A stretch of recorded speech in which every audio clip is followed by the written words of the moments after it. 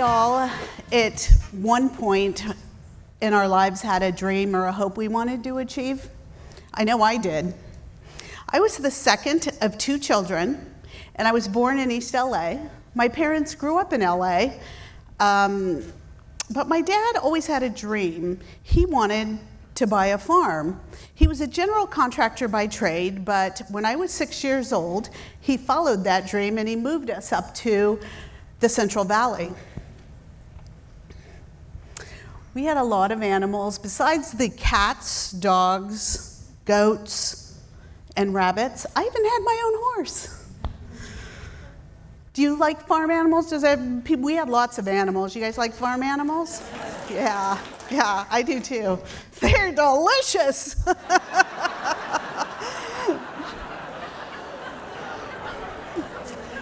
Farm to table on a working farm, that was literally my reality.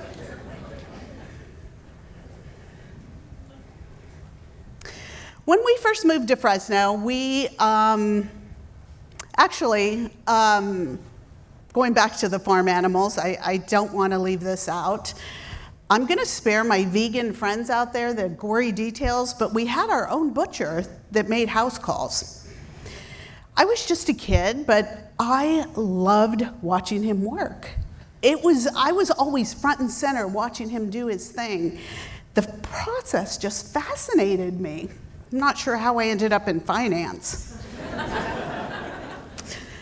My parents both had big families in LA, so when we first moved to Fresno, we took a lot of weekend trips home. My parents planned it, so we'd always arrive in time for breakfast, so it was a really early start. I remember them loading up the old wood-paneled station wagon. Do you guys remember those? They had the jump seat in the back. Well, it was a 4-hour drive, and we'd sleep most of the way in, but I would always wake up as soon as the sun was rising because I knew what was coming. I was so excited. The closer we got, I just got more and more excited, and as we came down the freeway into downtown LA, I had this feeling of anticipation in my stomach. I couldn't wait to see the cluster of tall, shiny buildings. The downtown LA skyline took my breath away every single time. The thought of living in a big city just seemed so exciting to me. It was the complete opposite of my farm life. My dad had been in the service, so he had seen a lot of the world, and he would always say something like, "Oh, if you like this, you should see New York City." So my dream of seeing New York City was planted. I held on to that dream my entire childhood. After high school, I spent about a year at home working and going to City College. A year, I finally decided to make the big move. I left the farm, moved into the city of Fresno, spent a year in Fresno, and then moved to Bakersfield, which is south of Fresno. Spent about a year in Bakersfield, and then moved eventually back to LA.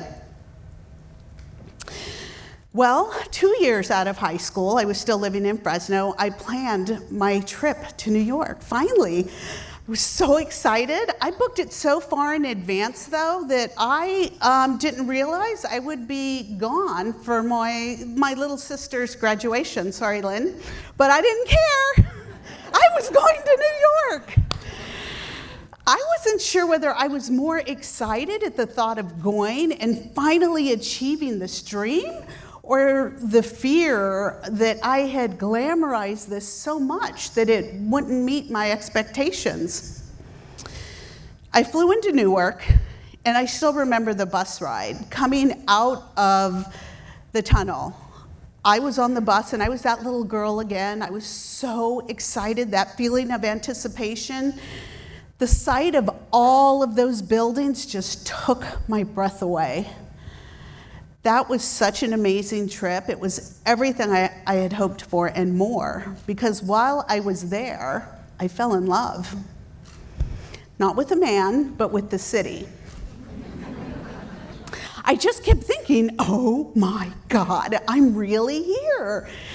It was so great. I took a couple more vacations out to New York. They were all great. But there's something special about being at home, I think. And have any of you ever been on a trip, come home from a great vacation, but you get that feeling of, oh, I'm home. Well, I was attending Santa Monica College the last time I took my on the last vacation I took to New York. And I got that feeling. When I landed in New York, I felt like, oh, I'm home. So that's when I decided I'm going to move to New York. I came back home. This was October. I gave my notice at work, and I told them, I said, as soon as this semester's over, I'm moving. I took my last final on a Friday, and I flew out on Saturday. Not sure where I found the nerve to go. I didn't know anyone. I didn't have a job, and I didn't have a place to live. Pretty nervy. But for the younger people out there, you may not remember Tom Hanks before he was Forrest Gump, but he and Peter Scolari starred in a show called Bosom Buddies. They dressed up as women so they could stay at the Martha Washington Hotel for Women in New York. Who knew when I was a kid on the farm watching this show that I would someday stay in that same hotel? Stayed there for a while, and then eventually I found a furnished bedroom. It was actually a converted dining room. My roommate had to go through my bedroom to get to the kitchen, but I lived in a doorman building on the Upper East Side. I took a couple of different jobs temping, looking for a permanent position, finally landed at the ABC television network. I loved working there. It was really great, but even more, I loved my life in New York. It was so amazing. I felt at times like it was surreal. I met a lot of great friends, and we had some wild times. I was living Sex in the City. I'd love to share some of my Carrie Bradshaw stories with you, but it is a work event, so I'm going to keep it PG. Let's just say I could have written my own version of Shades of Grey.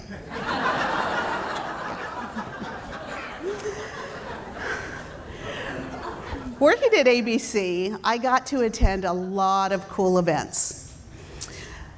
Let's think about superheroes for a second. Who are some current superheroes? Anybody? Avengers? Aquaman? Black Panther, yeah. The big superhero during my time at ABC was Superman. ABC aired a show called Lois and Clark, The Adventures of Superman, and I got to meet Superman, Dean Cain. And if anyone's wondering, yes, he was as nice as he was hot. Speaking of hot men, who has had a celebrity crush, or who are some of your celebrity crushes? Anybody? There you go. George Clooney. My celebrity crush for the longest time was Jim Belushi. I know.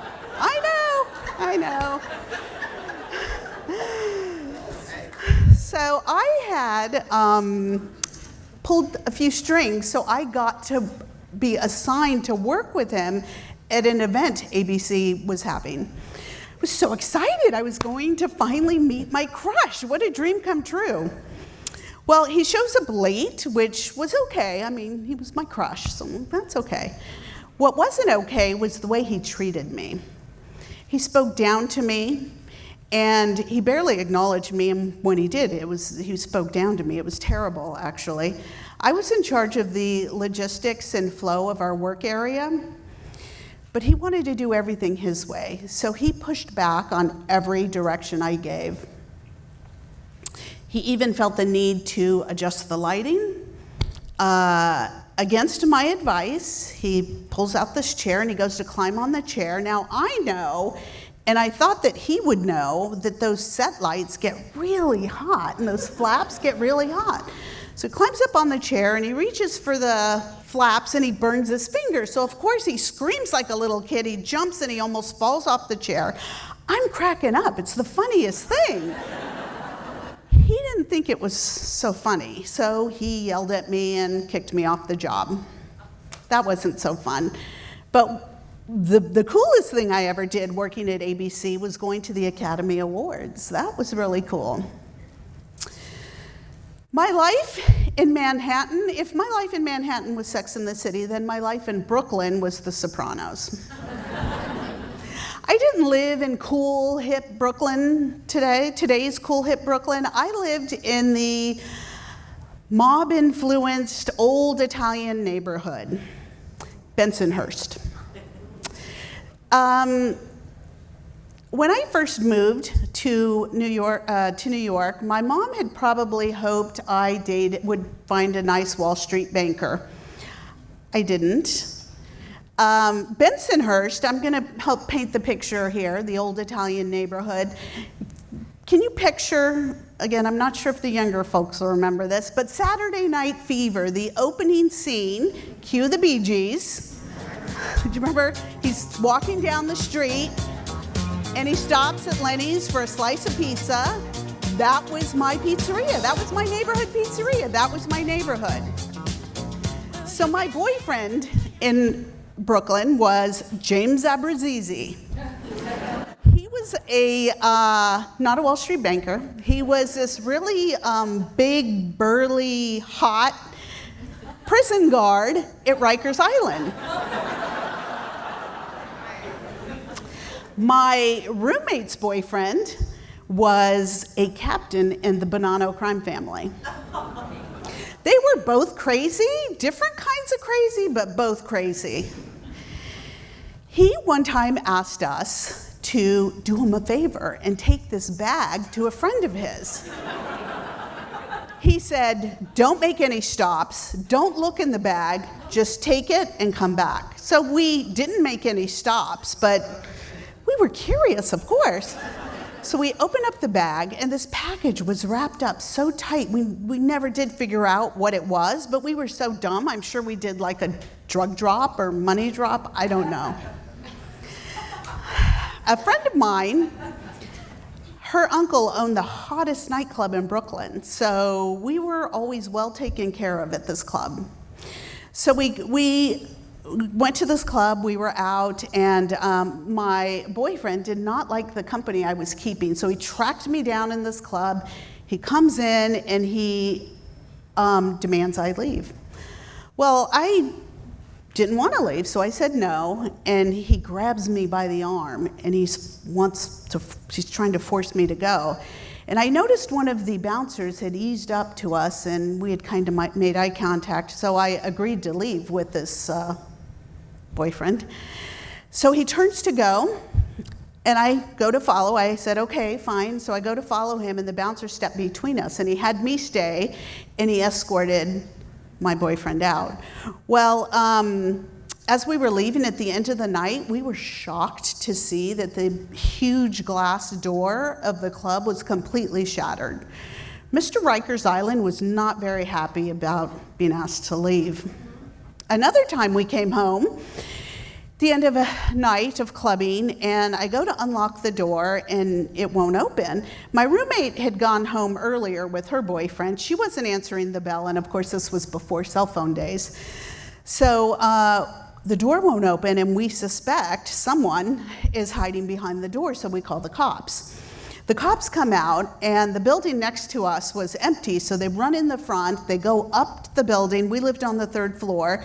They go out the 3rd floor balcony of the empty building onto our balcony. They're banging on the sliding glass door with their flashlights. They're shining the light in, screaming, cops, open up, cops.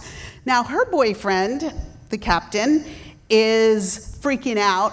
P.S. He was running around in just his underwear and her high heels, but that's another story. He's freaking out. She's freaking out. She finally opens the door. The cops go racing in, go down the stairs, and there was nobody there. They had just found shoe prints on the outside of the door, so I'm thinking Mr. Rikers Island probably tried to kick the door open. Well, my life in New York was crazy. I had a great time, but I was ready to leave the crazy behind. My siblings started getting married and having kids, and I wanted to do the same. I thought it's time to settle down, and I knew I wouldn't find what I was looking for in New York. So I came home, and within a year, I met my future ex-husband. I moved to San Francisco, and I had 2 beautiful twin boys. There's my boys. I had a lot of memories of New York, so I didn't need to keep the stuff. I got rid of the playbills. I certainly got rid of the incriminating pictures, but I will always have a little piece of New York with me. I named those boys Giovanni and Giuseppe. I went from being that little girl waiting to see the skyline of New York, downtown LA, to living within the skyline of New York City. 16 years later, my little babies have just turned 15, and I am very happy to say my skyline today that I get to see every morning on my way into work is the San Francisco skyline. That's my view every morning on the way into work. So my dad had a dream, which he followed and led me to finding my dream, which I followed. And I hope that my boys someday find a dream that they're just as passionate about and get to follow that. Thank you.